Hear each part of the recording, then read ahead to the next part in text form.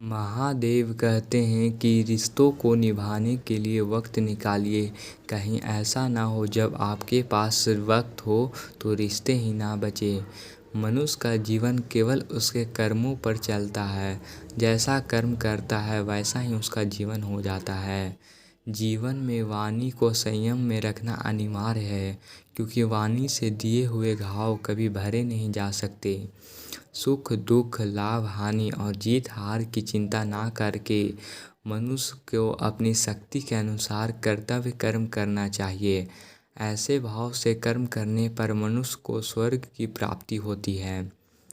ना यह शरीर तुम्हारा है, ना तुम शरीर के हो। यह अग्नि जल वायु पृथ्वी आकाश से मिलकर बना है और इसी में मिल जाएगा। मनुष्य अपने विश्वास से बनता है। जैसा वह अपने पर विश्वास रखता है वैसा ही वह बन जाता है। आत्मा पुराने शरीर को ठीक उसी प्रकार त्याग देती है जिस प्रकार मनुष्य अपने पुराने वस्त्रों को त्याग कर नए वस्त्रों को धारण करता है। मन अशांत हो तो उसे नियंत्रित करना कठिन है, लेकिन अभ्यास से इसे भी वश में किया जा सकता है। जो हुआ वह अच्छा हुआ, जो हो रहा है वह अच्छा हो रहा है, जो होगा वह भी अच्छा ही होगा।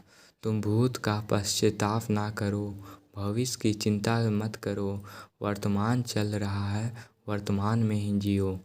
शास्त्र आत्मा को कट नहीं सकता, अग्नि इसको जला नहीं सकती, जल इसको गीला नहीं कर सकता, वायु इसे सुखा नहीं सकती। जैसे मनुष्य अपने पुराने वस्त्रों को उतार कर नए वस्त्रों को धारण करता है, वैसे ही आत्मा मृत्यु के बाद अपने शरीर को त्याग करके नए शरीर को प्राप्त करती है। भगवान शिव कहते हैं, मैं किसी के भाग्य का निर्माण नहीं करता, ना ही किसी के कर्मों को फल देता हूँ। व्यक्ति के कर्म ही उसके भाग्य का निर्माण करते हैं और उसके अनुसार ही उनको फल मिलता है।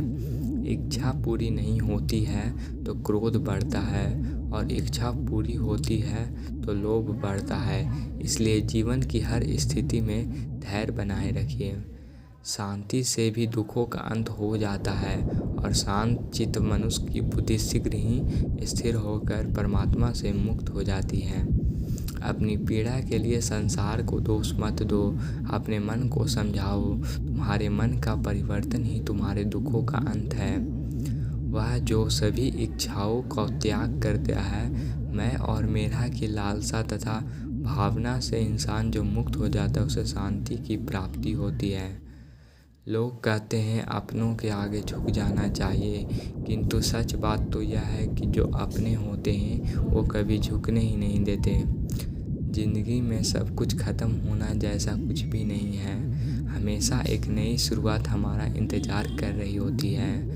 मन की गतिविधियों और भावनाओं के माध्यम से भगवान की शक्ति तुम्हारे साथ है।